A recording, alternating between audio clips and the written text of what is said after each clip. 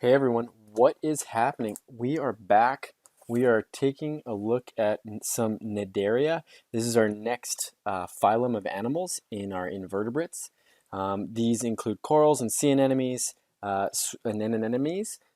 jellyfish, stalk jellyfish, box jellyfish, hydroids. So what we've got is, well, what are they? They are soft-bodied. They have stinging tentacles, which are called nematocysts. And these are arranged in circles around the mouth.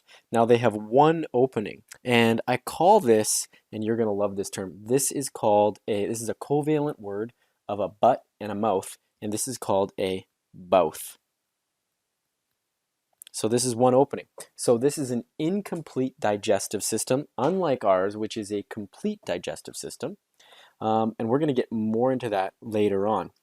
Now, some of these Cnidaria live in colonies or as single individuals. They have two distinct life cycles. They have a polyp stage and they have a medusa stage. And the medusa is the one that you think about when you think of, say, jellyfish. They're swimming around and possibly trying to sting you. Now, an example is a box jellyfish. Okay, now you're going to get this document in Teams and you can go through it. You can click on these videos and check it out. You can see, and we're going to get more into the nematocysts. So let's switch the page here.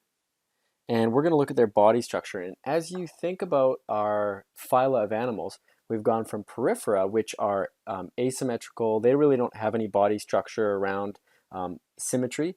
But with jellyfish, with Cnidaria, we find that they have radial symmetry. And what radial symmetry means is if we were able to now, what radial symmetry means is if you had a circle, if you're looking at the top of the jellyfish from the top down, you're able to chop it up into many different pieces and you can flip them over themselves.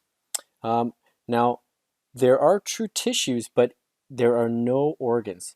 They're made up of 3 cell layers. Now, cell layers, you're going to hear this word dermis, all right? This is like skin, all right? So this is the outside of jellyfish. This is called the epidermis. And these are the layers of cells that cover the outside surface of the cnidarian's body. In the middle, we have the mesoglea, and this is between the epidermis and what we're going to look at next is the gastroderm. And this can be a thin layer, it's non-cellular membrane, and it gives the jelly-like material, that thickness. Our next one is the gastroderm, and what this means is that it's on the inside, but it also lines a gastrovascular cavity where digestion takes place. So you can see that over here. You can see that bouth that we called it, and a butt mouth, and lining inside the gastroderm are all these cells that can digest things. And this is our gastrovascular cavity. And now for the different stages of a Cnidarian's life cycle, we've got a polyp stage, which is sessile. This means that they don't move, and this is on the ground. Now, as they develop, as they get bigger and older, they move into a medusa stage, and it's almost like they flip over, and they can suck water in and push it out, and that causes them to have jet propulsion. For feeding and digestion, both forms, the polyp and the medusa, use nematocysts. And what these are, and these are the best part, by the way, of Cnidaria.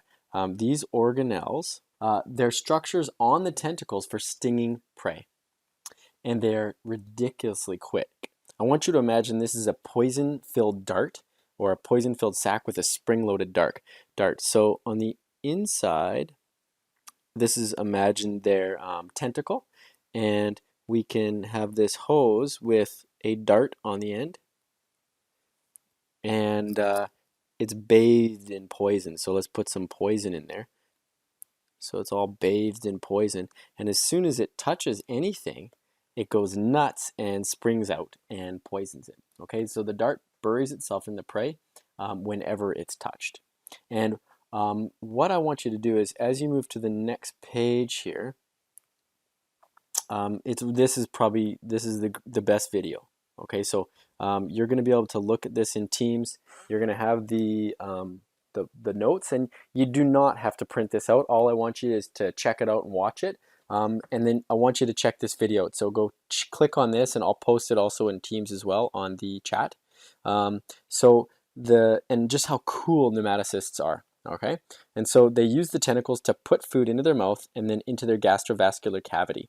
Food is broken up by enzymes just like us, and then smaller pieces are taken up by cells.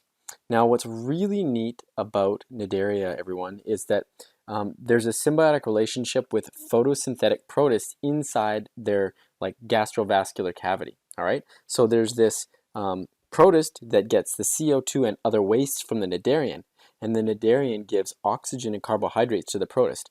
Now, they can't live without each other. So, depending on these protists, so if they get put in a dark place for too long, they will starve to death because they won't have enough oxygen and carbohydrates. So that's pretty cool. The next thing we're going to be looking at here is reproduction. So they do asexual reproduction. And so what that is they kind of like porifera. So it's a commonality between porifera. Part of it falls off and it grows into a brand new polyp. And then another one is they also do sexual reproduction. And this is when the medusa produces sperm and egg.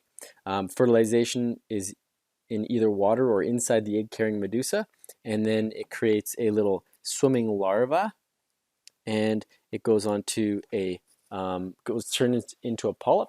It lands on something and it attaches.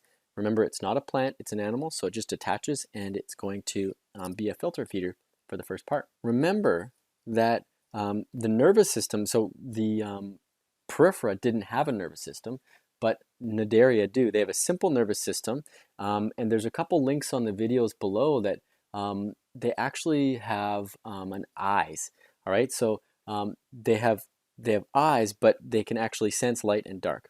Now, simple nervous system, but you're going to hear this word. They have no cephalization, and cephalization means they have a concentration of nerves at one end. So if you think about humans, if you think about cats or dogs, or any other thing with like a brain or head, there's a whole bunch of nerves at one end. Whereas with a Cnideria, there is no bundles of nerves at one end. They have nerve nets centered around the mouth, and then they have sensory cells, which are these eyes on their skin, on their epidermis. So I want you to check out some of these. These are pretty neat, and this one's a really good one as well. Okay, so enjoy some jellyfish.